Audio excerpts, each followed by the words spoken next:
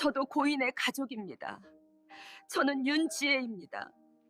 고인과 스무해를 함께 살았습니다. 장례식장 문을 열고 들어온 낯선 여자가 제 앞에 서서 한 말입니다. 상복을 입은 그녀의 손에는 제 남편과 찍은 사진이 들려 있었고요. 그녀 뒤로는 26쯤 되어 보이는 청년이 서 있었습니다. 그 순간 세상이 멈췄습니다. 아니, 정확히는 제 심장이 멈췄습니다. 귓가에서 윙 하는 소리가 울렸고요. 손끝이 차가워지는 게 느껴졌습니다. 상주석 팔걸이를 잡은 손가락에서 힘이 빠져나갔습니다. 35년. 제가 평생을 바쳐 지켜온 결혼 생활이 단 한 문장으로 무너져 내렸습니다. 숨을 쉬어야 하는데 어떻게 쉬는 건지 잊어버린 것 같았습니다. 가슴이 조여왔습니다. 마치 누군가 제 목을 천천히 조르는 것처럼요. 제 이름은 한명숙입니다. 올해 62세입니다. 지금부터 제가 실제로 겪은 이야기를 들려드리려고 합니다. 35년 결혼 생활이 통째로 거짓말이었다는 걸 알게 된 순간부터 남편의 다른 부인들과 손을 잡고 진실을 파헤쳐가는 과정까지요. 처음에는 눈물이 나고 가슴이 찢어질 듯 억울했습니다. 침대에 누워 천장만 바라보던 날들이 있었습니다. 밥을 입에 넣어도 삼킬 수 없던 날들이 있었습니다. 거울 속 제 얼굴이 낯설어 보이던 날들이 있었습니다. 하지만 끝내는 제 인생을 되찾게 되었습니다. 이건 복수극이 아닙니다. 통쾌한 한 방을 날린 이야기도 아닙니다. 이건 3명의 여자가 한 남자의 거짓말로부터 벗어나 서로를 발견하고 자기 자신을 되찾아가는 이야기입니다. 여자의 적은 여자가 아니었습니다. 진짜 적은 거짓말이었고 그 거짓말을 방치한 침묵이었습니다. 사연 시작하기 전에 구독 버튼을 눌러주세요. 오늘 제 이야기가 누군가에게는 용기가 되고 누군가에게는 위로가 되기를 바랍니다. 35년 전 얘기부터 할게요. 제가 27살 때였습니다. 맞선을 보러 종로의 작은 다방에 갔었죠. 상대는 은행 신입행원 한정수. 키가 크고 안경을 쓴 얌전해 보이는 남자였습니다. 제 꿈은 가정을 잘 꾸리는 거예요. 평범하지만 행복한 가정이요. 그가 웃으며 말했을 때 저는 그 미소에 반했습니다. 진심 같았거든요. 석 달 만에 결혼을 결정했습니다. 시댁에서는 탐탁지 않아 했어요. 대학도 안 나온 여자가 뭘 안다고.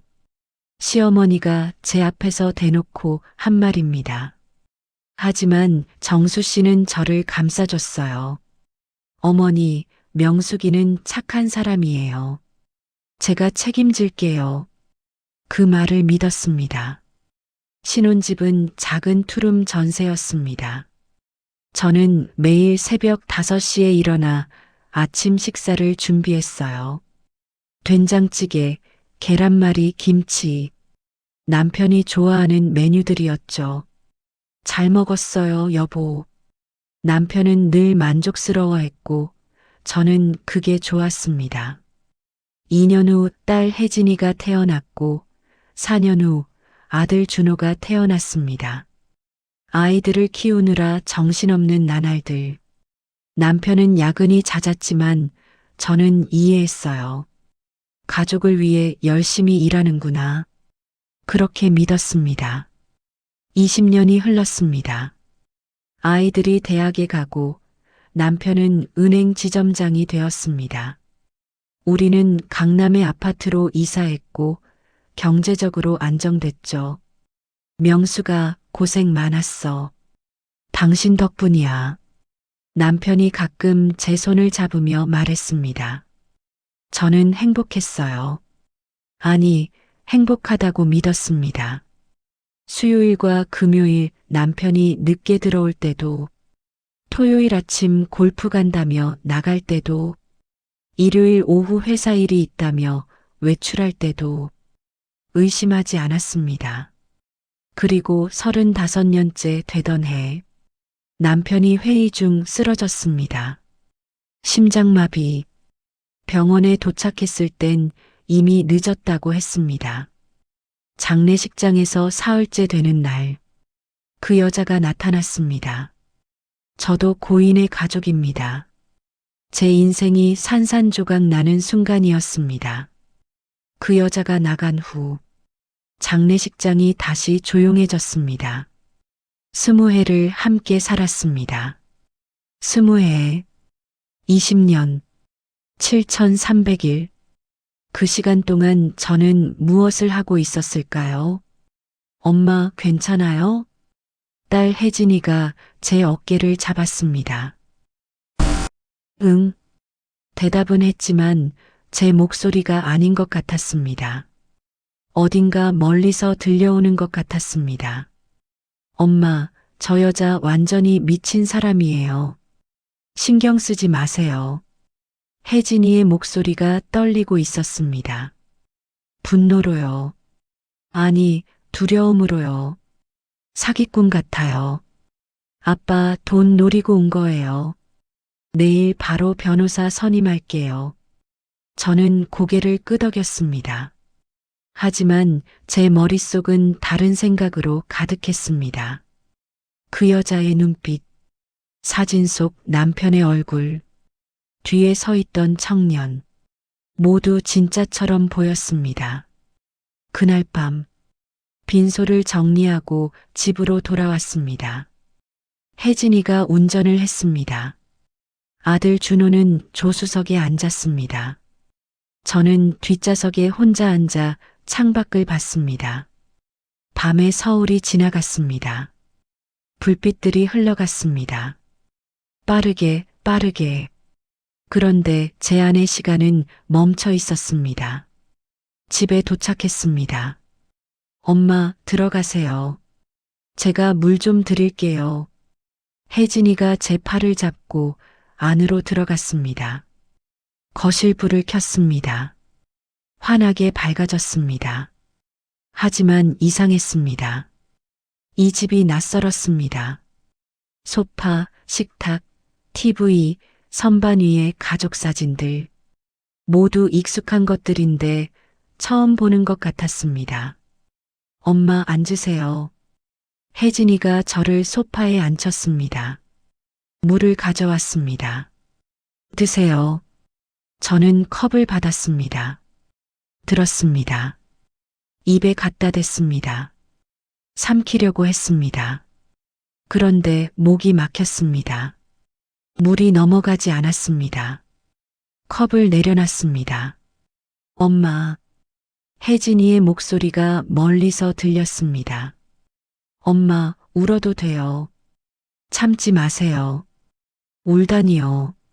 어떻게 우나요? 눈물이 안 나오는데요. 가슴이 메마른 것 같았습니다. 사막처럼요. 한참을 그렇게 앉아 있었습니다. 얼마나 지났을까요? 혜진이와 준호가 작은 목소리로 대화하는 소리가 들렸습니다. 오빠, 엄마 상태가 너무 안 좋아. 나도 알아. 근데 어떡해. 저 여자 때문에 충격받으신 거잖아. 진짜 저 여자가 누구야? 20회를 같이 살았다니. 말도 안 돼. 사기꾼일 거야. 그런데 증거 사진도 있던데. 조작일 수도 있잖아. 침묵. 그리고 혜진이의 떨리는 목소리. 오빠, 만약에 진짜면 어떡해? 진짜일 리 없어. 준호의 목소리가 단호했습니다. 하지만 확신이 없었습니다. 제가 들어도 알 수 있었습니다. 저는 천천히 일어섰습니다. 엄마, 어디 가세요? 방에 좀 있을게. 엄마, 괜찮아. 혼자 있고 싶어. 복도를 걸었습니다. 발소리가 울렸습니다. 쿵, 쿵, 쿵. 무거운 발소리였습니다. 침실 문을 열었습니다. 불을 켰습니다. 침대가 보였습니다. 35년 동안 남편과 함께 잔 침대. 퀸 사이즈, 흰색 시트, 베이지색 이불. 침대 왼쪽은 제 자리였습니다. 오른쪽은 남편 자리였습니다. 저는 천천히 침대로 다가갔습니다. 남편 베개를 들었습니다. 코에 갖다 댔습니다. 남편 냄새가 났습니다. 아니, 이게 정말 남편 냄새일까요? 아니면 제가 남편 냄새라고 믿었던 것일까요? 옷장을 열었습니다. 남편 옷들이 걸려 있었습니다. 저는 양복 하나를 꺼냈습니다. 회색 양복. 남편이 자주 입던 옷이었습니다. 손으로 만졌습니다. 부드러운 천이었습니다. 그런데 이 옷을 입고 남편은 어디로 갔을까요? 정말 회사에만 갔을까요? 아니면 다른 여자를 만나러 갔을까요? 손이 떨렸습니다. 양복이 바닥에 떨어졌습니다. 갑자기 구역질이 올라왔습니다. 화장실로 뛰어갔습니다. 변기에 엎드렸습니다. 토하려고 했습니다. 하지만 아무것도 나오지 않았습니다. 아침부터 아무것도 먹지 않았으니까요. 그래도 구역질은 멈추지 않았습니다. 몸 전체가 뒤집히는 것 같았습니다. 속이 쓰렸습니다. 목이 타들어가는 것 같았습니다. 엄마, 혜진이가 달려왔습니다. 제 등을 두드렸습니다. 엄마, 괜찮아요? 병원 갈까요? 저는 고개를 저었습니다. 괜찮아. 그냥 좀 있을게. 엄마. 혜진이의 목소리가 울먹였습니다. 저는 변기를 붙잡고 앉아 있었습니다. 차가운 변기, 차가운 타일 바닥, 모든 게 차갑고 낯설었습니다. 한참 후, 겨우 일어났습니다. 세면대로 갔습니다. 거울을 봤습니다. 낯선 얼굴이 보였습니다. 창백한 얼굴, 핏기 없는 입술, 푹 꺼진 눈. 이게 나인가? 62년을 살아온 한명숙, 35년을 아내로 산 한명숙. 그런데 지금 거울 속의 이 사람은 누구일까요? 침대에 누웠습니다. 천장을 봤습니다. 천장에 작은 얼룩이 있었습니다. 오래전 누수로 생긴 얼룩이었습니다. 남편이 고치겠다고 했었습니다. 다음 주에 업자 불러서 고칠게요. 그런데 결국 안 고쳤습니다. 얼룩은 그대로 남아 있었습니다. 저는 그 얼룩을 가만히 봤습니다. 35년 동안 매일 밤 봤던 얼룩. 그게 거기 있었구나. 이제야 보이네요. 옆자리가 비어 있었습니다. 남편이 누웠던 자리. 저는 천천히 손을 뻗었습니다. 빈 이불을 만졌습니다.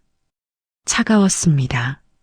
얼마나 차가운지 손끝이 얼 정도로 여보, 나도 모르게 불렀습니다. 대답이 없었습니다. 당연히 없었습니다. 남편은 죽었으니까요. 아니, 정확히는 제가 알던 남편은 애초에 없었는지도 모르니까요. 잠이 오지 않았습니다. 눈을 감아도 잠들 수 없었습니다. 머릿속이 복잡했습니다. 수많은 생각들이 꼬리에 꼬리를 물고 올라왔습니다. 언제부터였을까? 어떻게 만났을까? 나는 정말 몰랐을까? 아니면 알면서도 모른 척했던 걸까? 수요일, 금요일에 회식, 토요일에 골프, 일요일에 야근, 다 거짓말이었을까? 전부 생각이 꼬리를 물었습니다. 멈출 수가 없었습니다. 새벽 3시, 4시, 5시, 시계 초침 소리가 또렷하게 들렸습니다. 째각, 째각, 째각, 규칙적이고 냉정한 소리. 시간은 그렇게 흘러갔습니다. 제 의지와 상관없이 새벽 5시 30분, 몸이 저절로 일어났습니다. 35년간 매일 이 시간에 일어났으니까요. 습관이란 무서운 것이었습니다. 비틀거리며 부엌으로 가서 불을 켰습니다. 부엌이 환하게 밝아졌습니다. 냉장고를 열었습니다. 반찬들이 그대로 있었습니다. 멸치볶음, 무나물, 시금치나 무침, 김치, 남편이 좋아하던 반찬들, 사흘 전 장례식장 가기 전날 만든 반찬들, 저는 하나씩 꺼냈습니다. 그릇째 들었습니다. 무거웠습니다. 쓰레기통으로 갔습니다. 뚜껑을 열었습니다. 그리고 멈췄습니다. 손이 움직이지 않았습니다. 이걸 버리면 정말 끝나는 건가? 35년이 손이 떨렸습니다. 그릇이 흔들렸습니다. 엄마, 뒤를 돌아보니 혜진이가 서 있었습니다. 머리가 헝클어져 있었습니다. 잠옷 차림이었습니다. 눈이 퉁퉁 부어 있었습니다. 엄마, 뭐 하세요? 반찬 버리려고. 왜요? 이제 먹을 사람이 없잖아.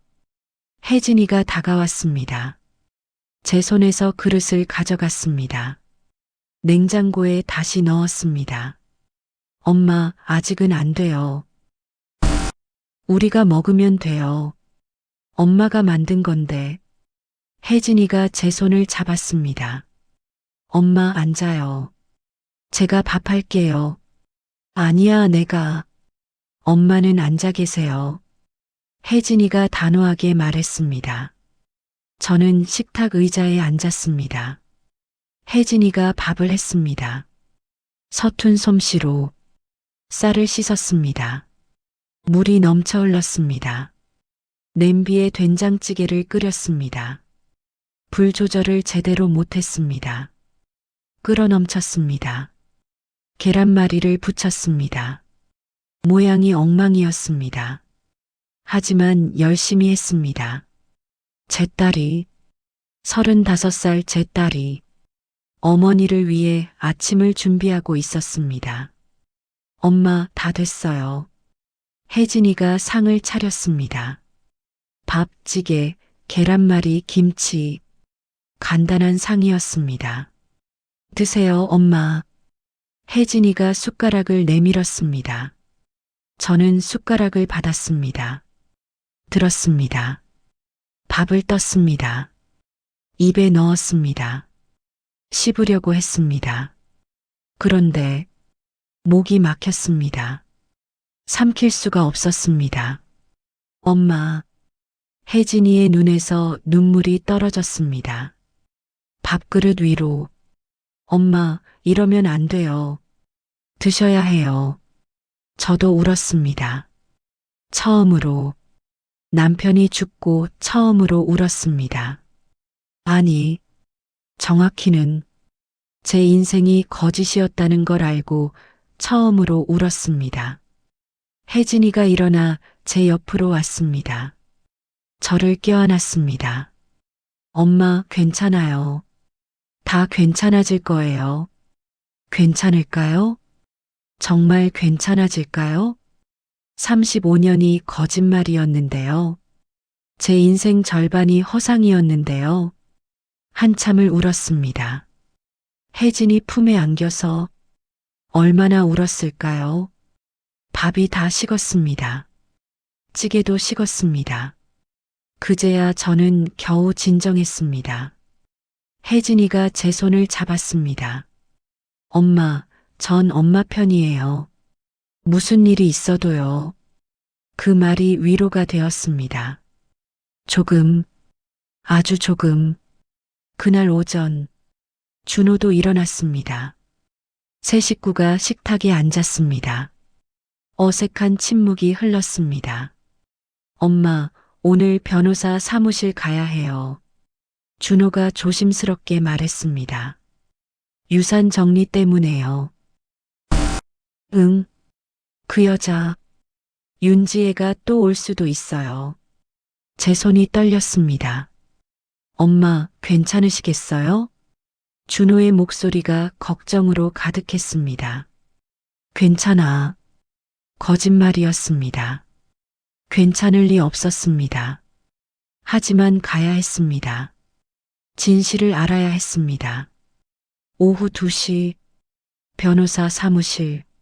저는 혜진, 준호와 함께 도착했습니다. 안으로 들어오세요. 변호사가 안내했습니다. 회의실로 들어갔습니다. 그리고 그녀가 있었습니다. 윤지혜, 창가에 서 있었습니다. 저를 봤습니다. 우리의 시선이 마주쳤습니다. 심장이 쿵 하고 내려앉았습니다. 앉으세요. 변호사가 의자를 권했습니다. 저는 앉았습니다. 지혜도 앉았습니다. 책상을 사이에 두고 우리는 마주 앉았습니다. 제 남편의 본처와 내연녀가 유산 정리를 시작하겠습니다. 변호사의 목소리가 울렸습니다. 고인께서 남기신 재산은. 변호사의 말이 계속됐습니다. 하지만 저는 듣지 못했습니다. 지혜만 봤습니다. 그녀도 저를 보고 있었습니다. 두 여자의 시선이 공중에서 엉켰습니다. 그 시선 속에는 분노도 있었고, 슬픔도 있었고, 그리고 묘하게도 같은 고통이 있었습니다. 이것이 고인의 통장 기록입니다. 변호사가 서류를 펼쳤습니다. 숫자들이 줄지어 있었습니다. 매월 5일 200만 원. 수신인 윤지혜. 제 눈이 그 줄에 멈췄습니다. 20년치였습니다. 한 달도 빠짐없이. 아들 학비 납입 증명서도 있습니다. 서류가 계속 쌓였습니다. 한지훈, 부한정수, 모 윤지혜, 대학교 4년치 등록금, 전부 남편 이름으로. 아들이요? 제 입에서 소리가 새어나왔습니다. 작은 소리였습니다. 바람 빠지는 소리 같았습니다. 네, 저한테도 아들이 있습니다. 지혜가 조용히 말했습니다. 한지훈, 26살입니다. 26, 우리 준호와 같은 나이. 죄송합니다. 지혜가 고개를 숙였습니다. 하지만 지훈이도 고인의 아들입니다. 엄마, 일어나요. 혜진이 제 팔을 잡았습니다. 가요. 여기 있을 필요 없어요. 하지만 저는 움직일 수 없었습니다. 다리에 힘이 없었습니다. 사모님, 괜찮으세요? 변호사의 목소리가 들렸습니다. 멀리서 아득하게 물속에 잠긴 것처럼 집으로 돌아왔습니다. 어떻게 돌아왔는지 기억나지 않습니다. 침실로 갔습니다. 침대에 누웠습니다. 천장을 봤습니다. 얼룩이 보였습니다. 그 낡은 얼룩이 남편에게는 다른 아들이 있었구나. 26살, 준호와 같은 나이. 그럼 거의 동시에 두 집에서 아이를 키웠다는 거네. 생각이 꼬리를 물었습니다. 엄마, 물 좀 드세요. 혜진이가 컵을 내밀었습니다. 고개를 저었습니다. 엄마, 뭐라도 드셔야 해요. 괜찮아. 안 괜찮아요. 혜진이 소리쳤습니다. 처음 듣는 목소리였습니다. 엄마, 사흘째 아무것도 안 드시. 이러다 쓰러지시면 어떡해요. 혜진이 울고 있었습니다. 미안해. 제가 말했습니다. 엄마가 바보였지. 35년을 속고 살았어. 일주일이 지났습니다. 저는 침대에서 일어나지 못했습니다. 커튼을 쳤습니다. 방을 어둡게 했습니다. 햇빛이 싫었습니다. 모든 게 싫었습니다. 밥도 안 먹었습니다. 물도 거의 안 마셨습니다. 혜진이 억지로 먹이는 죽 몇 숟가락이 전부였습니다. 엄마. 어느 날 혜진이 조심스럽게 문을 열었습니다. 조사 좀 했어요. 노트북을 들고 있었습니다. 윤지예요. 그 여자 말이에요. 저는 눈을 감았습니다. 듣고 싶지 않았습니다. 엄마, 들어야 해요. 혜진이 침대 옆에 앉았습니다. 그 여자도 속은 것 같아요. 눈을 떴습니다. 아빠가 거짓말했어요. 엄마가 병으로 돌아가셨다고. 그래서 재혼한다고. 뭐라고? 신문 기사도 만들었어요. 가짜로. 사업가 한정수 씨, 부인 별세 후 재혼 준비 이런 기사요. 혜진이 화면을 보여줬습니다. 정말 기사가 있었습니다. 제가 죽었다고 쓰여 있었습니다. 윤지에는 아빠가 호라비인 줄 알았대요.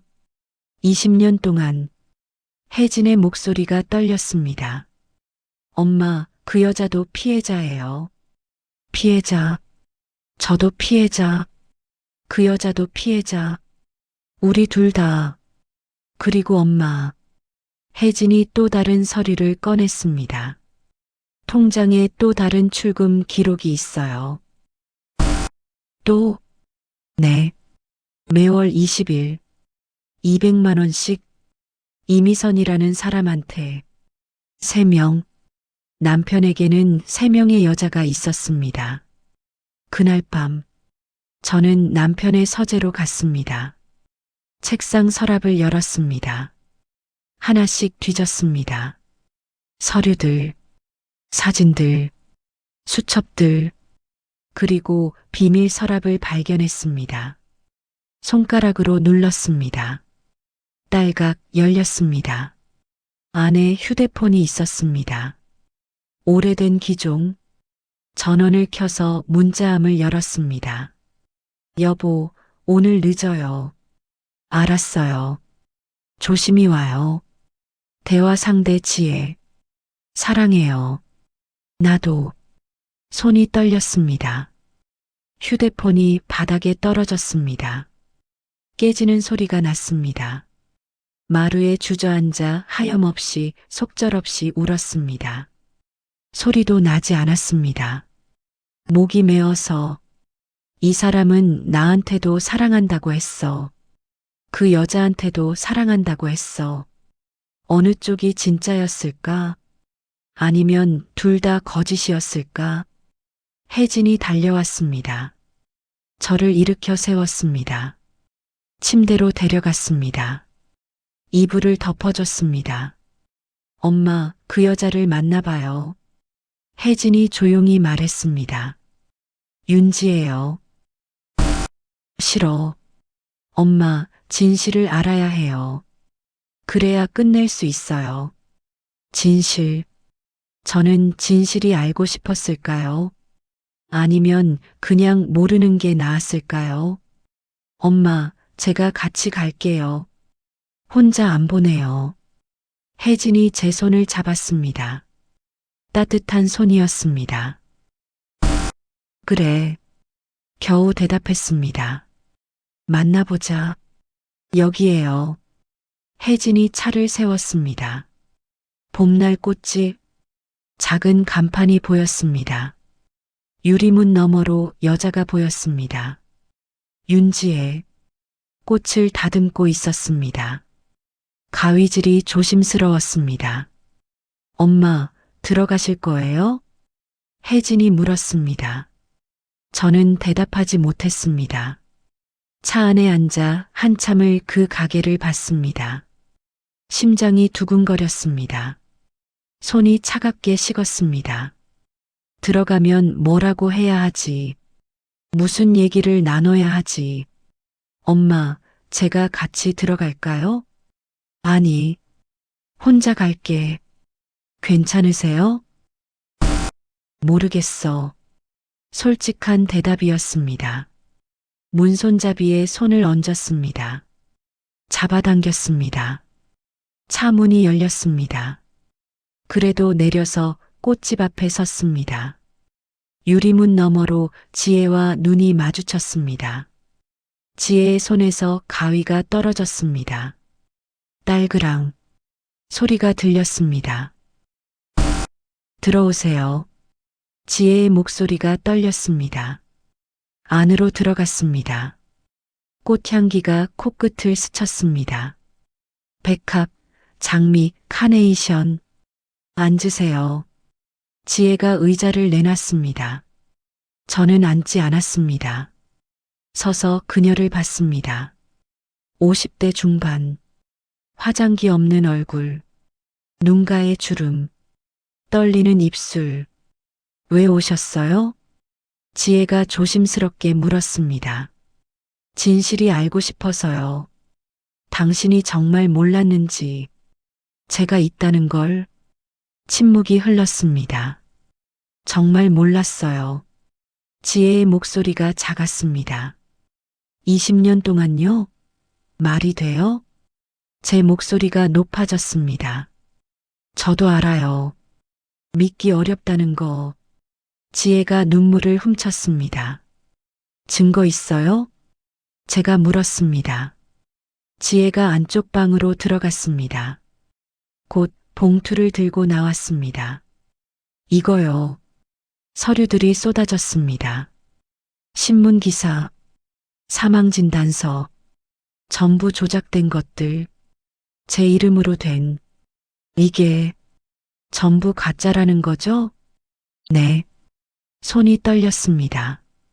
서류들이 바닥에 흩어졌습니다. 다리에 힘이 풀렸습니다. 주저앉았습니다. 사모님, 지혜가 달려왔습니다. 저를 부축했습니다. 의자에 앉혔습니다. 괜찮으세요? 괜찮을 리 없었습니다. 남편이 저를 죽였습니다. 서류상으로 가짜 장례식까지 치렀습니다. 그리고 재혼했습니다. 웃음이 났습니다. 하하, 사모님, 명숙이라고 불러요. 제가 말했습니다. 우리 이제 사모님 그런 거 아니잖아요. 저도 속았어요. 당신만큼이나. 지혜가 또 다른 봉투를 꺼냈습니다. 이것도 보실래요? 편지들이었습니다. 남편의 글씨체. 지혜에게. 당신이 내 인생의 전부요. 사랑해요. 세상에서 당신이 제일 소중해요. 지혜, 당신이 있어서 행복해요. 저도 똑같은 편지를 받았습니다. 35년 전, 명숙에게. 당신이 내 인생의 전부요. 똑같은 문장. 복사한 것처럼. 우리, 지혜가 조용히 말했습니다. 우리 둘 다 속았네요. 눈물이 났습니다. 처음엔 한 방울, 그 다음엔 2방울, 그리고 멈출 수 없었습니다. 죄송해요. 지혜도 울었습니다. 정말 죄송해요. 아니에요. 제가 말했습니다. 당신 잘못이 아니에요. 두 여자가 꽃집 바닥에 앉아 울었습니다. 35년, 20년, 그 시간이 눈물로 흘러내렸습니다. 한참을 울고 나서 지혜가 차를 끓여왔습니다. 드세요. 따뜻한 찻잔. 손에 쥐었습니다. 온기가 전해졌습니다. 명숙 씨. 네. 그분이 매달 다른 데로도 돈을 보냈어요. 알아요. 제 딸이 조사했어요. 그럼 또 다른 여자가 있는 것 같아요. 우리는 서로를 봤습니다. 같은 생각을 하고 있었습니다. 몇 명이나 더 있을까? 찾아봐야겠어요. 제가 말했습니다. 네. 지혜가 고개를 끄덕였습니다. 함께요. 이상했습니다. 며칠 전까지만 해도 원수였습니다. 그런데 지금은 같은 편이 되어 있었습니다. 남편의 거짓말에 맞서 명숙 씨 무서워요. 지혜가 떨리는 목소리로 말했습니다. 만약 정말 세 번째 여자가 있으면 나도 무서워요. 솔직하게 말했습니다. 근데 그래도 알아야 할 것 같아요. 왜요? 내 35년이 뭐였는지. 지혜가 제 손을 잡았습니다. 함께 알아봐요. 네. 혼자는 힘들 것 같아요. 저도요. 두 여자의 손이 맞잡혔습니다. 차갑고 떨리는 손. 하지만 함께였습니다. 가게를 나왔습니다. 혜진이 기다리고 있었습니다. 엄마 괜찮아요? 응. 거짓말이었습니다. 괜찮지 않았습니다. 하지만 조금은 나았습니다. 혼자가 아니니까요. 차에 탔습니다. 창밖을 봤습니다. 지혜가 가게 앞에 서서 손을 흔들었습니다. 저도 손을 들었습니다. 작별 인사였습니다. 아니, 시작의 인사였습니다. 엄마, 뭐라고 하셨어요? 혜진이 물었습니다. 함께 조사하기로 했어. 네. 그 여자랑요? 응. 그 여자도 피해자야. 혜진이 놀란 얼굴로 저를 봤습니다. 엄마, 괜찮아. 엄마가 결정한 거야. 집으로 가는 길, 마음이 조금 가벼워졌습니다. 여전히 아팠습니다. 여전히 슬펐습니다. 하지만 이제 혼자가 아니었습니다. 집으로 돌아온 그날 밤, 저는 오랜만에 식탁에 앉아 밥을 먹었습니다. 혜진이가 차려준 저녁이었지만 맛을 느낄 수는 없었고, 다만 딸아이가 걱정스러운 눈빛으로 저를 바라보고 있다는 것만은 또렷하게 느낄 수 있었습니다. 엄마, 정말 그 여자랑 같이 조사하실 거예요? 혜진이가 조심스럽게 물었고, 저는 숟가락을 내려놓으며 천천히 고개를 끄덕였습니다. 응, 그래야 할 것 같아. 진실을 알려면. 제 목소리는 생각보다 차분했지만 가슴속 깊은 곳에서는 여전히 무언가가 요동치고 있었습니다. 다음 날 아침 혜진이가 노트북을 들고 제 방으로 들어왔을 때 저는 창가에 앉아 밖을 내다보고 있었습니다. 아침 햇살이 커튼 사이로 스며들어 방 안을 은은하게 밝히고 있었지만 그 빛마저도 제게는 낯설고 불편하게만 느껴졌습니다. 엄마, 이미선이라는 사람 찾았어요. 혜진이의 말에 저는 천천히 고개를 돌렸고 딸아이의 화면에는 한 여자의 프로필 사진이 떠 있었습니다. 이미선 47세. 아빠 회사 격리과에서 근무했대요. 지금은 퇴사하고 부산에 산다고 해요. 혜진이가 스크롤을 내리며 설명을 이어갔고 저는 그 화면을 가만히 들여다보았습니다. 40대 중반의 평범해 보이는 얼굴이었지만 그 평범함 뒤에 어떤 이야기가 숨어 있을지 알 수 없었습니다. 통장 기록을 보니까 5년 전까지 매달 200만 원씩 송금됐어요.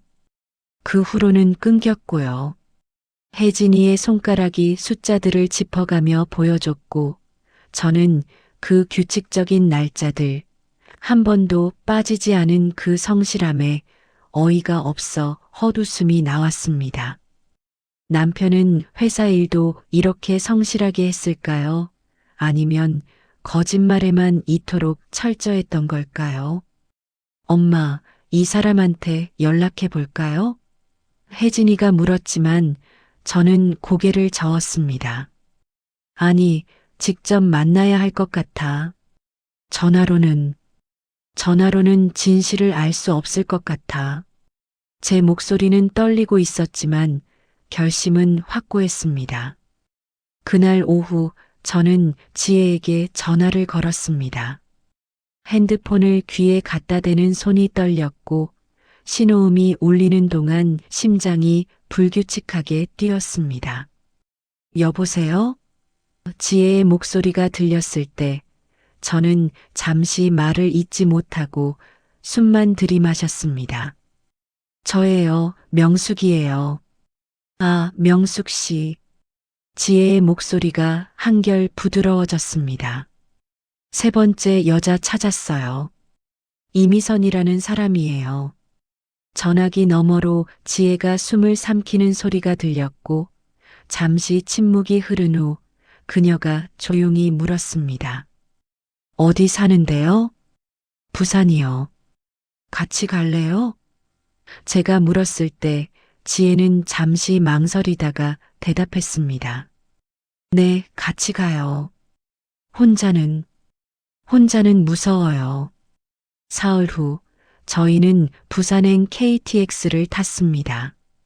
이른 아침 기차였고 서울역 대합실은 출근하는 사람들로 붐볐지만 저와 지혜는 구석 벤치에 나란히 앉아 말없이 기차를 기다렸습니다.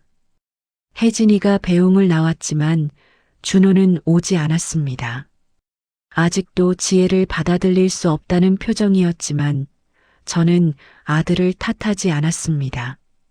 기차가 출발하고 창밖으로 서울의 풍경이 빠르게 지나갔을 때 지혜가 조용히 말을 꺼냈습니다. 명숙 씨, 만약에 이 사람도 우리처럼 속았다면 어떻게 해요? 저는 창밖을 보며 대답했습니다. 그럼 같이 울어야죠. 같이 속은 사람들끼리. 부산에 도착한 건 오전 11시쯤이었고 우리는 택시를 타고 혜진이가 알아낸 주소로 향했습니다. 작은 빌라가 줄지어 선 주택가였고 골목은 좁아서 택시가 들어가기 어려웠습니다. 여기서 내리세요. 기사가 말했고 저희는 짐을 들고 걸어서 골목 안으로 들어갔습니다. 여기가 맞나요? 지혜가 건물 번호를 확인하며 물었고 저는 휴대폰 메모를 다시 한번 보며 고개를 끄덕였습니다. 낡은 빌라 3층, 철제 계단이 삐걱거렸고 올라가는 동안 저희 두 사람 모두 말이 없었습니다. 문 앞에 섰습니다. 낡은 초록색 대문이었고 녹이 쓴 문패에는 이미선이라는 이름이 적혀 있었습니다. 저는 초인종을 누르기 전에 지혜를 돌아봤고 지혜도 저를 봤습니다.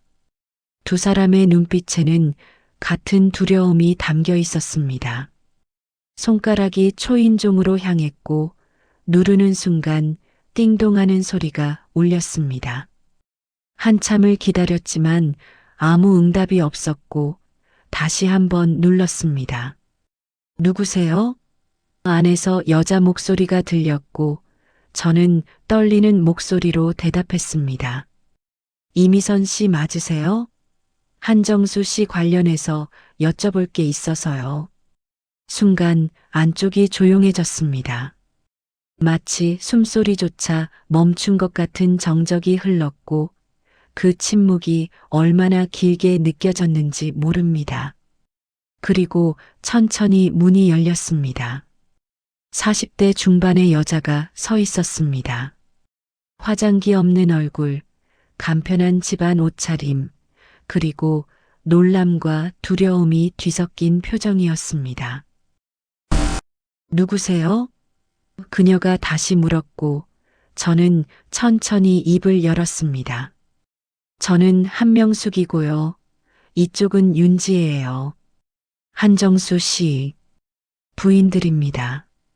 이미선의 얼굴이 하얗게 변했고 그녀는 문틀을 붙잡으며 뒷걸음질 쳤습니다. 들어오세요. 그녀의 목소리는 거의 속삭임에 가까웠습니다. 좁은 거실에 세 사람이 마주 앉았고 한동안 아무도 말을 꺼내지 못했습니다. 이미선이 먼저 입을 열었습니다. 그분이 돌아가셨다고 들었어요. 장례식엔 못 갔어요. 갈 수가 없었어요. 왜요? 제가 물었고 이미선이 고개를 들어 저를 봤습니다. 제가 갈 자격이 없잖아요. 바람 피운 여자가. 그녀의 눈에 눈물이 고였습니다. 5년 전까지 만나셨죠? 지혜가 조심스럽게 물었고 이미선이 고개를 끄덕였습니다. 네, 회사 동료였어요. 그분이 말했어요. 부인과 별거 중이라고, 곧 이혼할 거라고. 그래서 저도 마음을 열었어요. 저와 지혜는 서로를 봤습니다. 똑같은 거짓말이었습니다. 5년 전에 끝났어요. 우연히 그분 집에 전화가 걸렸는데 부인분이 받으셨어요. 너무 행복한 목소리로. 이미선이 눈물을 닦았습니다. 그때 알았어요. 별거도 이혼도 다 거짓말이었다는 걸. 제 가슴이 먹먹해졌습니다. 그때 전화 받은 사람이 저였을지도 모르니까요. 그래서 회사 그만두고 부산으로 내려왔어요. 다시는 그분을 안 볼 생각으로. 이미선의 목소리가 떨렸습니다. 근데 계속 송금이 오더라고요. 200만 원씩 돌려보내도 다시 오고. 그래서 그냥 받았어요.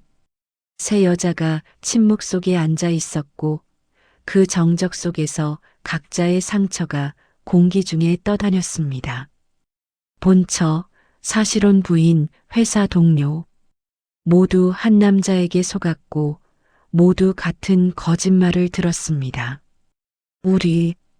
제가 조용히 말을 꺼냈습니다. 우리 모두 그 사람한테 당했네요. 지혜와 이미선이 고개를 끄덕였고 그 순간 이상한 연대감 같은 것이 느껴졌습니다. 여자의 적은 여자가 아니었습니다. 진짜 적은 거짓말이었습니다. 명숙 씨, 오늘 서울 올라가세요? 이미선이 물었고 저는 시계를 봤습니다. 마지막 기차 시간이 9시인데 아직 시간이 좀 있네요. 그럼 차 한 잔 더 하고 가세요. 이미선이 미소를 지었고 그 미소 속에 외로움이 묻어 있었습니다. 다시 거실에 앉아 차를 마시며 지혜가 조용히 물었습니다. 우리 이제 어떻게 해요? 남은 인생을. 그 질문에 세 사람 모두 답을 하지 못했고 그저 찻잔만 들여다볼 뿐이었습니다. 저는 이제 60이에요. 인생의 절반 이상을 거짓말 속에서 살았고요.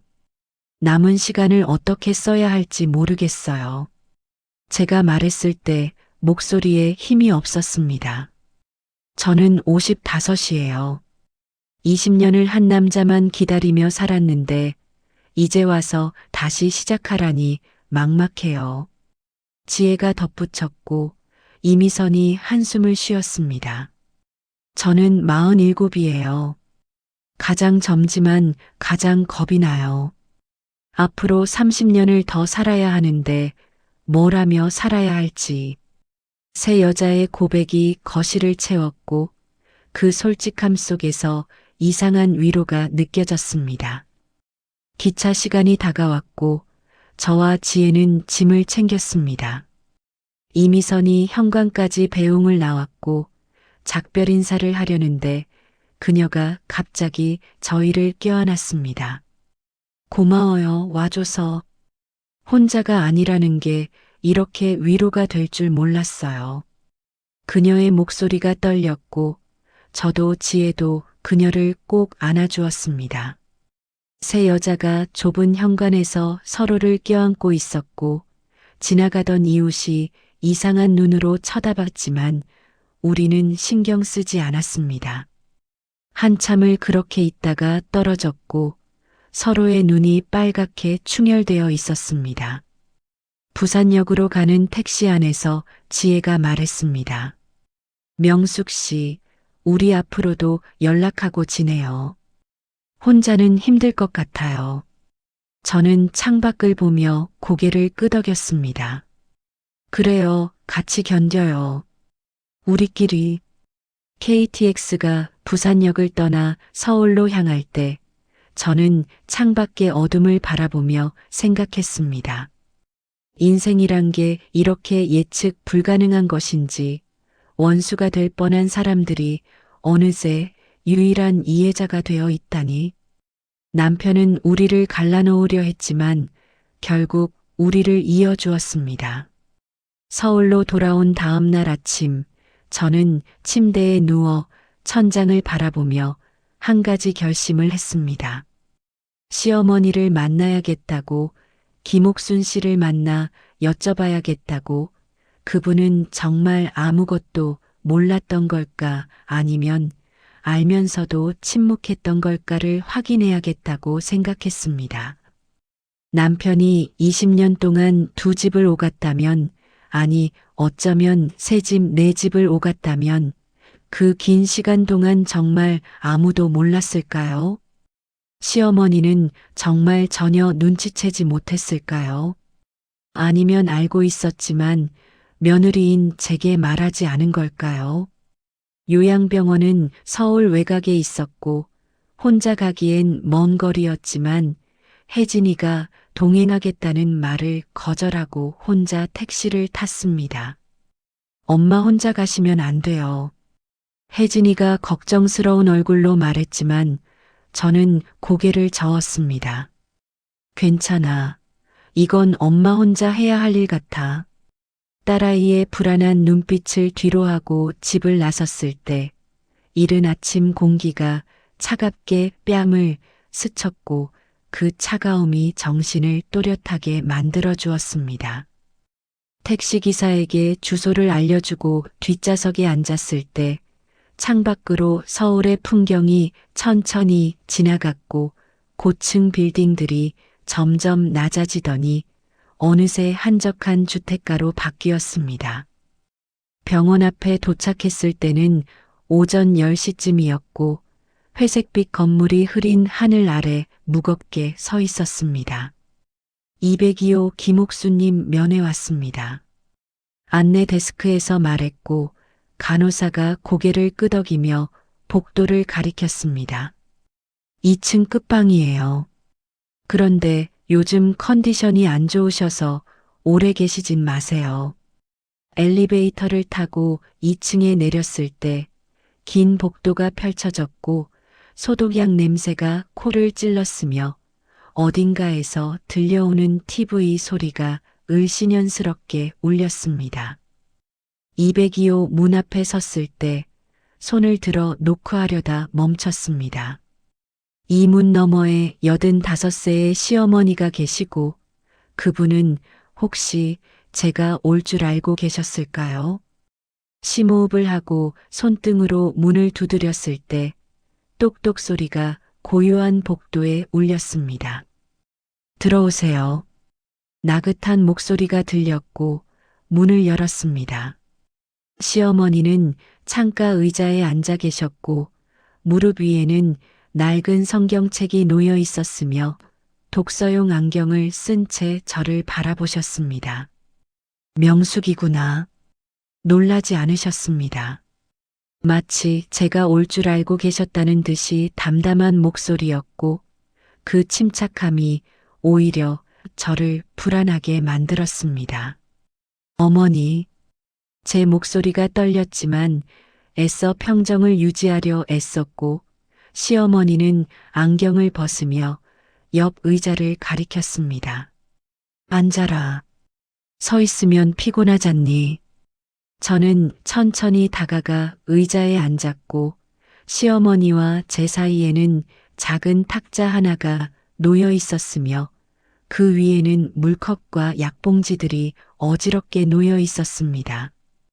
한동안 침묵이 흘렀고 창밖에서 까치 울음소리가 들렸으며 저는 무슨 말부터 꺼내야 할지 몰라 그저 시어머니의 얼굴만 바라봤습니다. 85해를 사신 얼굴은 주름이 깊게 패여 있었지만 눈빛만은 여전히 날카롭고 또렷했으며 그 눈빛 속에는 제가 읽을 수 없는 무언가가 담겨 있었습니다. 알고 계셨죠? 제가 먼저 입을 열었고 시어머니는 창밖을 보며 대답하지 않으셨습니다. 정수가 다른 여자들과 지냈다는 거 알고 계셨죠? 제 목소리가 점점 높아졌지만 시어머니는 여전히 침묵하셨고 그 침묵이 답이었습니다. 얼마나 오래전부터 아셨어요? 제가 다그쳐 물었을 때 시어머니가 천천히 고개를 돌려 저를 보셨습니다. 20년쯤 됐나? 그분의 목소리는 바람 빠진 풍선처럼 힘이 없었고 마치 오래 숨겨뒀던 비밀을 꺼내는 것처럼 무겁게 가라앉아 있었습니다. 20년 동안 아시면서 왜 말씀 안 하셨어요? 제 손이 떨렸고 주먹을 쥐었다 폈다 반복했으며 손톱이 손바닥에 박혀 아팠지만 그 아픔이 오히려 정신을 붙들어 주었습니다. 말해봐야 내가 더 불행해질 것 같아서. 시어머니의 대답은 너무나 담담했고 마치 날씨 이야기를 하듯 담담했습니다. 제가 불행해질 것 같아서요? 제 목소리가 갈라졌고 눈물이 차오르는 것을 느꼈지만 참았습니다. 어머니, 저는 20년 동안, 아니 35년 동안 바보처럼 속고 살았어요. 매일 아침밥 차려주고 와이셔츠 다려주고 양말 짝 맞춰주고 그 사람 좋아하는 반찬 만들어주고 그렇게 살았는데 그 사람은 다른 여자들한테도 똑같이 했어요. 제 목소리가 커졌고 복도에 있던 간호사가 문을 열고 들여다봤지만 시어머니가 손을 저어 괜찮다는 신호를 보내자 다시 문을 닫았습니다. 명수가. 시어머니가 제 이름을 불렀고 저는 고개를 들어 그분을 봤습니다. 나도 그랬어. 내 남편도 바람 피웠거든. 시어머니의 고백에 저는 숨이 멎었습니다. 2번인가 3번인가. 정확히는 모르겠어. 알려고도 하지 않았으니까. 그분의 목소리가 떨렸고 85년을 살아온 한 여자의 오래된 상처가 그 떨림 속에 담겨 있었습니다.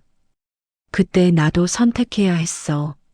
알고 싸우고 이혼할 것인가 아니면 모르는 척하고 그냥 살 것인가.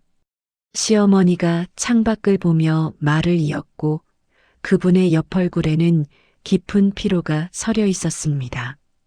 나는 후자를 택했어.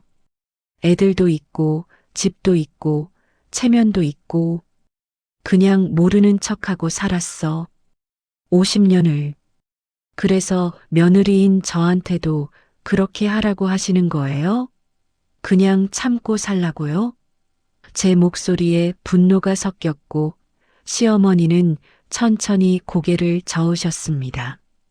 아니, 그게 아니라 내가 알면 더 아플 것 같아서 차라리 모르고 사는 게 나을 것 같아서. 어머니, 그건 어머니가 결정할 일이 아니에요. 제가 단호하게 말했을 때 시어머니는 저를 똑바로 보셨고 그 눈빛에는 후회가 담겨 있었습니다. 알아. 이제 알아. 내가 잘못했어. 시어머니가 일어서려 하셨고 저는 본능적으로 그분을 부축했습니다. 괜찮으세요? 응, 괜찮아. 시어머니는 제 손을 잡으셨고 그 손이 차갑고 마른 나뭇가지 같았습니다. 명수가 미안하다. 정말 미안해. 시어머니의 눈에서 눈물이 흘렀고 85평생 처음 보는 시어머니의 눈물이었습니다. 너는 나처럼 살지 마라. 참고 살지 말고 진실을 마주하고 살아. 남은 인생이라도. 시어머니의 목소리가 간절했고 저는 그 손을 꽉 잡았습니다. 네, 어머니. 그럴게요. 두 여자가 작은 병실에서 손을 맞잡고 서 있었고 그 손 사이로 50년과 35년의 세월이 흘렀으며 같은 아픔이 흘렀습니다. 시어머니도 피해자였고 저도 피해자였으며 우리는 다른 시대를 살았지만 같은 거짓말 속에서 살았습니다. 병원을 나올 때 가을 하늘이 높고 푸르렀으며 찬 바람이 뺨을 스쳤지만 이상하게도 가슴이 후련했습니다. 모든 진실을 알게 되었고 숨겨진 비밀들이 하나씩 드러났으며 이제 남은 건 결단뿐이었습니다. 남편이 세상을 떠난 지 49일째 되는 날, 저는 새 여자를 위한 자리를 마련했고, 장소는 제 집도 지혜의 꽃집도 아닌 중립적인 공간인 북촌의 작은 한옥 카페로 정했으며, 그곳에서 우리는 남편의 49제를 어떻게 치를 것인지, 그리고 무엇보다 우리가 앞으로 어떻게 살아갈 것인지를 논의하기로 했습니다. 오후 2시 약속 시간보다 30분 일찍 도착한 저는 카페 안쪽 구석 자리에 앉아 창밖을 내다보며 기다렸고 한옥 지붕 너머로 보이는 가을 하늘이 유난히 높고 푸르렀으며 그 하늘을 보며 문득 남편도 저 어딘가에서 우리를 보고 있을까 하는 생각이 들었지만 곧 고개를 저었습니다. 그 사람은 살아생전에도 우리를 제대로 보지 않았는데 죽어서라고 다를까요? 지혜가 먼저 도착했고 검은색 원피스를 입은 그녀는 여전히 화장기 없는 얼굴이었지만 어딘지 모르게 표정이 밝아 보였으며 제 앞에 앉으며 조심스럽게 미소를 지었습니다. 언니, 오래 기다리셨어요? 아니, 나도 방금 왔어.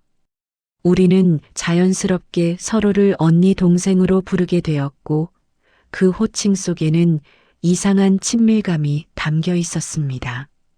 10분 후 이미선이 도착했고 부산에서 올라왔다는 그녀는 약간 지친 표정이었지만 우리를 보자 얼굴이 환해졌으며 언니들 하고 반갑게 인사하는 모습이 마치 오래된 친구들을 만난 것 같았습니다. 세 여자가 테이블에 둘러앉았을 때 웨이터가 다가와 주문을 받았고 우리는 각자 차를 시켰으며 따뜻한 차가 나올 때까지 어색한 침묵이 흘렀습니다. 49제 이야기부터 할까요?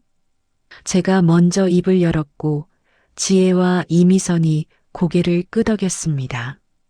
사실 전통적으로는 집에서 지내야 하는데 저희 상황이 특수하잖아요. 그래서 절에서 지내는 게 어떨까 싶어서요. 제 말에 지혜가 조심스럽게 손을 들었습니다. 언니, 그런데 49제에 우리 셋이 다 가도 되는 걸까요? 사람들이 이상하게 보지 않을까요? 그 질문에 저는 잠시 생각했고 테이블 위에 놓인 찻잔을 가만히 들여다보았습니다. 이상하게 보든 말든 상관없어요. 우리 셋 다 그 사람과 관계가 있었고 셋 다 속았고 셋 다 아파했으니까 함께 보낼 권리가 있어요. 제 말에 이미선이 눈물을 글썽이며 고개를 끄덕였고 고마워요. 명숙 언니. 저는 감히 그 자리에 갈 생각도 못했는데 하고 말했습니다. 그런데 언니들, 저 하나 제안해도 될까요? 지혜가 가방에서 노트를 꺼내며 말했고 우리는 그녀를 주목했습니다. 49제 때 그분 사진을 놓지 말고 대신 우리가 쓴 편지를 놓으면 어떨까요? 그분에게 하고 싶었던 말, 못했던 말들을 편지로 써서요. 지혜의 제안에 저는 깊이 공감했고 이미선도 좋은 생각이에요. 하고 동의했습니다. 편지에 뭐라고 쓸 거예요? 이미선이 물었을 때 저는 한참을 생각하다가 천천히 말했습니다. 저는 원망보다는 해방에 대해 쓸 것 같아요. 당신 때문에 힘들었지만 당신 덕분에 진실을 알게 됐고 그 진실이 저를 자유롭게 만들었다고. 제 말에 지혜가 조용히 눈물을 닦았고 저도 비슷해요. 20년간 기다렸지만 이제는 더 이상 기다리지 않아도 된다는 것에 감사하다고 쓸래요. 하고 말했습니다. 이미선은 잠시 망설이다가 입을 열었고 저는 미안하다고 쓸 거예요. 그분한테가 아니라 저 자신한테요. 왜 그때 더 당당하지 못했는지, 왜 거짓말을 믿었는지 제 자신한테 미안하다고. 그녀의 고백에 우리는 모두 숙연해졌고 한동안 아무도 말을 하지 못했으며 다만 서로의 손을 잡고 앉아 있을 뿐이었습니다. 언니들, 그리고 49제 후에는 어떻게 하실 거예요? 이미선이 조심스럽게 물었고 그 질문에 저는 이미 답을 준비하고 있었습니다. 저는 이혼하려고요. 죽은 사람이랑 이혼이 되나 싶지만 호적에서 배우자 관계를 정리하고 싶어요. 법적으로라도 끝내고 싶어요. 제 말에 지혜가 놀란 표정으로 물었습니다.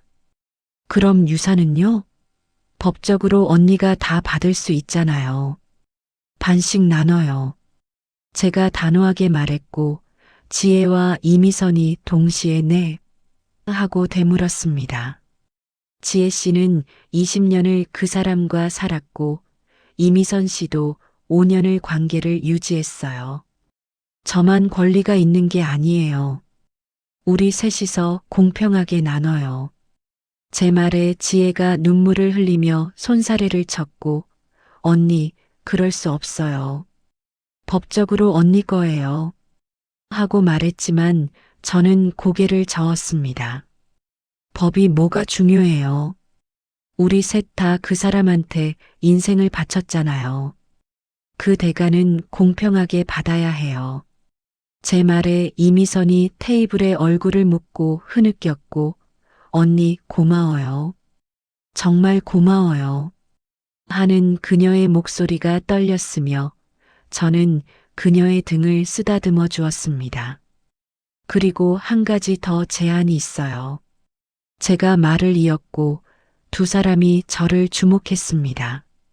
49제 날 우리 셋이 함께 남편 물건들을 정리해요. 옷, 신발, 책, 모든 거요. 그리고 각자 필요한 거 하나씩만 가져가고 나머지는 기부해요. 제 제안에 지혜가 왜 하나씩만이에요? 하고 물었고 저는 찻잔을 들어 한 모금 마신 후 대답했습니다. 그 사람이 우리 인생의 전부였지만 이제는 작은 일부가 되어야 하니까요. 물건도 마찬가지예요. 하나만 간직하고 나머지는 보내는 거예요. 제 말에 이미선이 고개를 끄덕이며 저는 뭘 가져갈까요? 아직 가본 적도 없는데 하고 말했고 지혜가 같이 가요. 우리 셋이 함께 정리해요. 하고 말했습니다. 세 여자가 앞으로의 계획을 논의하며 차를 마셨고 카페 안으로 들어오는 가을 햇살이 우리 테이블을 환하게 비추었으며 그 빛 속에서 우리는 각자의 미래를 그려보았습니다.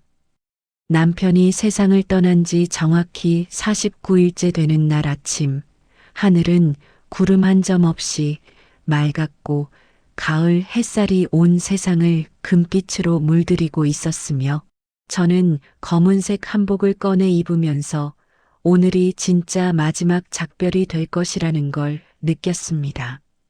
절은 북한산 자락에 있는 작은 사찰이었고 제가 먼저 도착했을 때 주지 스님께서 법당 앞에서 저를 맞아주셨으며 오셨습니까?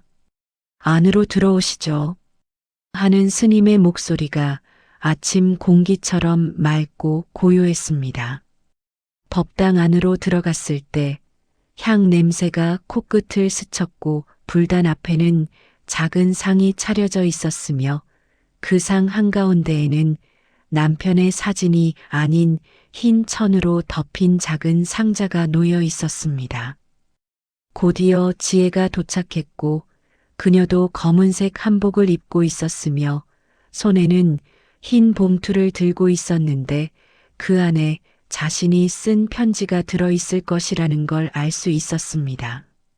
언니, 지혜가 제게 다가와 손을 잡았고 그 손이 차갑게 떨리고 있었으며 저는 그 손을 꽉 잡아주며 괜찮아요.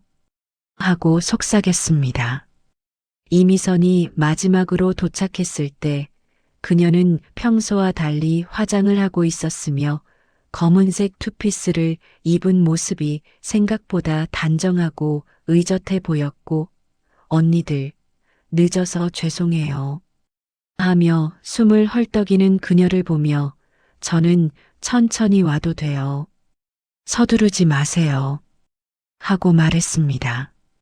세 여자가 법당 안에 나란히 앉았을 때 주지 스님께서 목탁을 치며 독경을 시작하셨고 나무아미탑을 관세음 보살 하는 연불 소리가 법당 안을 채웠으며 저는 눈을 감고 그 소리에 귀를 기울이면서 지난 49일 동안의 일들을 떠올렸습니다. 독경이 끝나고 스님께서 말씀하셨습니다. 고인과의 인연을 정리하는 시간을 갖도록 하겠습니다. 준비하신 말씀이 있으시면 한 분씩 나와서 해주시기 바랍니다. 스님의 말씀에 저는 먼저 일어섰고 손에 든 편지를 펼쳤으며 떨리는 목소리로 읽기 시작했습니다. 한정수 씨, 당신을 남편이라고 부르지 않겠습니다. 35년 동안 남편이었지만 진짜 남편은 아니었으니까요. 당신은 저를 속였고 다른 여자들도 속였으며 우리 모두를 거짓말 속에 가두고 살았습니다. 제 목소리가 떨렸지만 끝까지 읽어내려갔고 하지만 이제 저는 자유롭습니다. 당신의 거짓말에서, 당신의 그림자에서, 당신이라는 감옥에서 자유롭습니다. 그리고 이상하게도 감사합니다. 당신 덕분에 진짜 가족을 만났으니까요.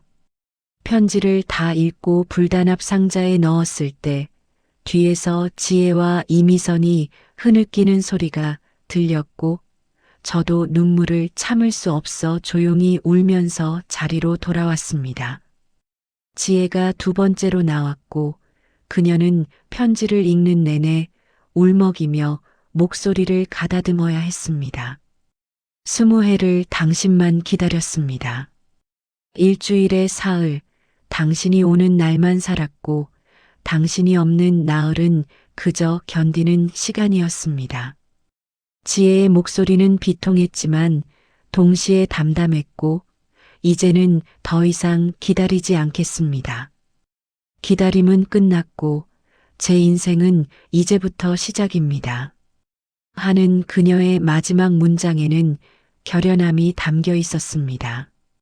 이미선이 마지막으로 나왔고 그녀는 편지 대신 즉흥적으로 말을 했습니다. 저는 편지를 쓰지 못했어요. 쓰다가 찍고 또 쓰다가 찍고 결국 한 장도 완성하지 못했어요. 그녀가 눈물을 닦으며 말을 이었고 대신 여기 서서 말할게요. 미안하다고 제 자신한테요. 왜 그때 더 당당하지 못했는지, 왜 의심하지 못했는지, 제가 제 자신을 너무 사랑하지 못했던 것 같아요. 이제부터는 저를 제일 먼저 사랑하겠습니다. 세 여자의 고백이 끝났을 때 주지 스님께서 상자를 들고 법당 뒤편으로 향하셨고 우리도 따라갔습니다. 작은 소각장이 있었고 스님께서 상자를 불 속에 넣으셨을 때 하얀 연기가 피어올랐으며 그 연기 속으로 우리의 편지와 아픔과 과거가 함께 타올라 사라지는 것 같았습니다. 이제 끝입니다. 스님께서 말씀하셨고 우리는 고개를 숙여 마지막 절을 올렸으며 절을 하면서 저는 마음속으로 중얼거렸습니다. 이제 정말 끝이야. 안녕, 한정수. 안녕, 내 35년. 절을 나와 우리는 근처 찻집에 들렀고 따뜻한 유자차를 마시며 이미선이 먼저 입을 열었습니다.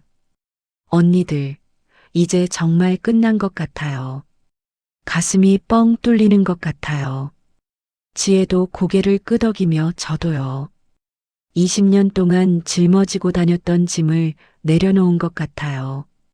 하고 말했으며 저는 창밖을 보며 조용히 말했습니다. 우리 이제 각자의 인생을 살아요. 더 이상 누구의 아내도 누구의 그림자도 아니고 그냥 우리 자신으로요. 그날 오후 우리는 제 집으로 가서 남편의 물건들을 정리했고 옷장을 열었을 때 쏟아지는 양복과 셔츠들을 보며 한동안 말없이 서 있었습니다. 각자 하나씩만 가져가요.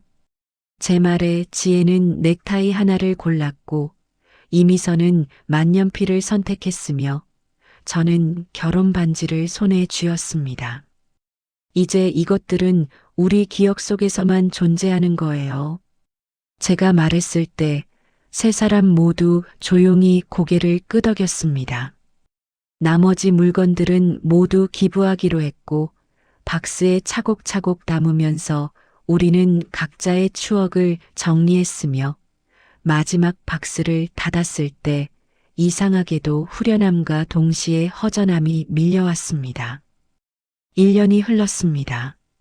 남편이 세상을 떠난 지 정확히 1년이 되는 날, 저는 이른 아침 거울 앞에 서서 제 얼굴을 가만히 들여다보았고 1년 전과는 다른 얼굴이 거기 있었으며 주름은 더 깊어졌지만 눈빛만은 전보다 또렷하고 살아있었습니다.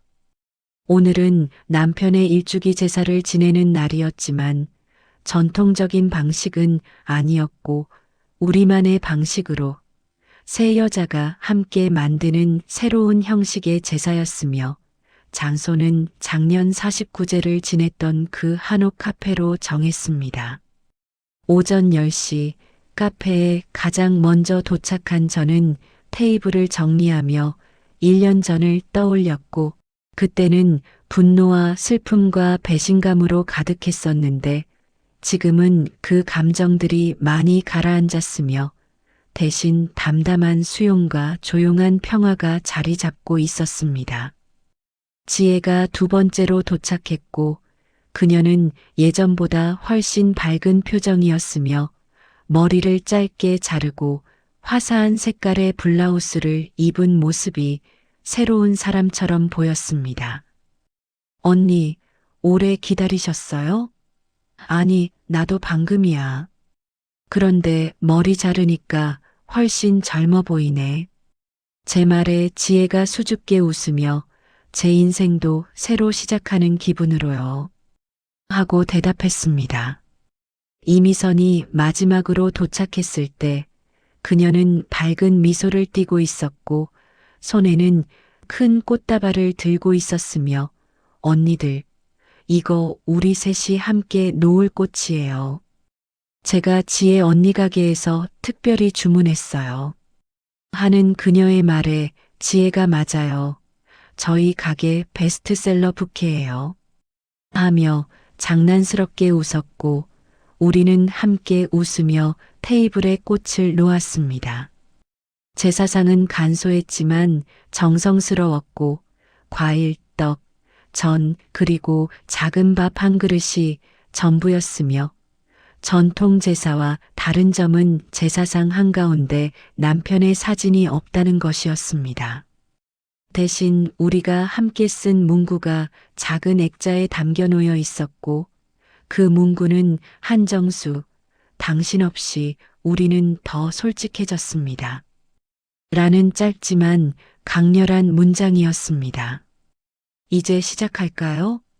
제가 물었고 지혜와 이미선이 고개를 끄덕였으며 우리는 나란히 서서 제사상 앞에 절을 올렸습니다.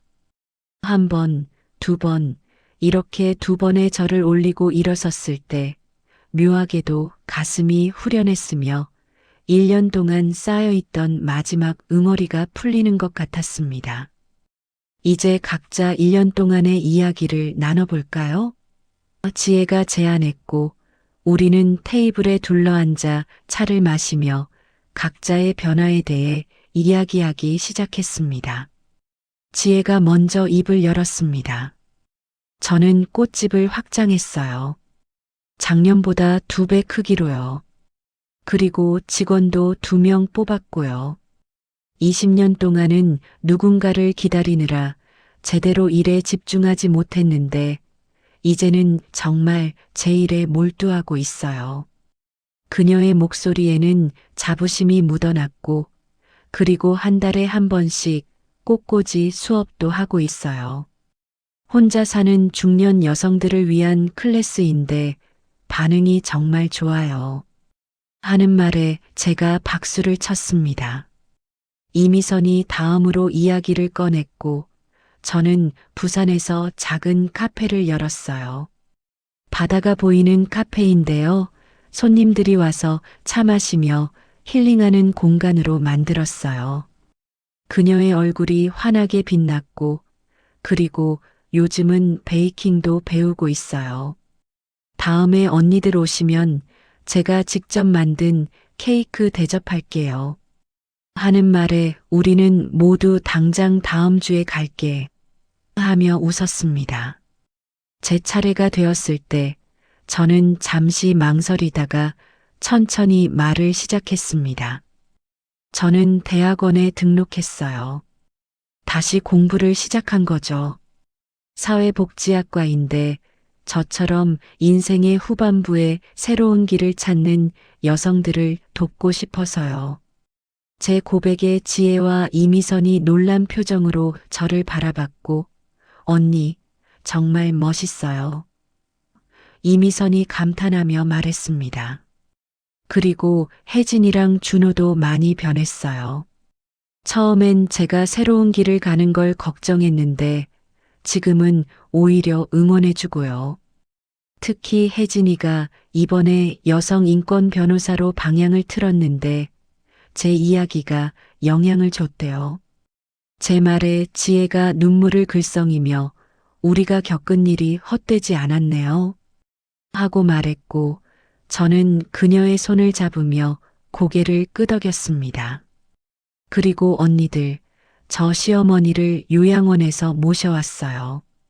지금 우리 집에서 같이 살고 있어요. 제 말에 두 사람이 놀랐고 어머님이랑요? 지혜가 물었습니다. 네, 어머님도 피해자셨으니까요. 50년을 거짓말 속에 사신 분이고 이제 남은 시간이라도 편하게 지내시라고 모셨어요. 제 말에 이미선이 역시 명숙 언니예요. 정말 대단하세요. 하며 엄지를 치켜 세웠습니다. 우리는 오후 늦게까지 카페에 앉아 이야기를 나눴고 1년 동안의 변화와 성장과 깨달음을 공유했으며 가끔씩 웃고 가끔씩 울면서 시간을 보냈습니다. 카페 앞에서 헤어지기 전 우리는 서로를 꼭 껴안았고 1년 동안 고마웠어요. 언니들. 혼자였으면 못 버텼을 거예요. 이미선이 말했고 지혜가 우리가 있어서 다행이에요. 정말 다행이에요. 하며 눈물을 닦았으며 저는 두 사람을 번갈아 보며 조용히 말했습니다. 여자의 적은 여자가 아니었어요. 우리의 적은 거짓말이었고 침묵이었고 두려움이었어요. 그리고 우리는 그걸 이겨냈어요. 제 말에 세 사람 모두 고개를 끄덕였고 그 순간 우리는 단순한 피해자가 아닌 생존자이자 승리자라는 것을 느꼈습니다. 집으로 돌아오는 길, 저는 버스 창밖을 바라보며 생각했습니다. 1년 전 이맘때는 세상이 무너진 것 같았고, 앞으로 어떻게 살아야 할지 막막했으며 죽고 싶을 만큼 힘들었지만 지금은 다릅니다. 비록 35년이 거짓이었지만 앞으로의 30년은 진실로 채울 수 있다는 확신이 들었으며 무엇보다 혼자가 아니라는 것이 가장 큰 위로였습니다. 집에 도착해 현관문을 열었을 때 시어머니께서 거실에서 TV를 보고 계셨고 왔니? 하는 따뜻한 목소리에 저는 네, 어머니. 저 왔어요. 하고 대답하며 신발을 벗었습니다. 제사 잘 지냈니? 네, 잘 지냈어요. 지혜랑 이미선이랑 같이요. 제 대답에 시어머니가 조용히 미소를 지으셨고, 다행이구나. 너희가 서로 있어서. 하는 그 말 속에는 깊은 이해와 위로가 담겨 있었습니다. 그로부터 6개월 후, 봄이 왔습니다. 새 여자의 인생은 이제 시작이었고, 앞으로 30년이 남았으며, 그 시간을 우리는 진실되게, 당당하게, 그리고 함께 살아갈 것입니다.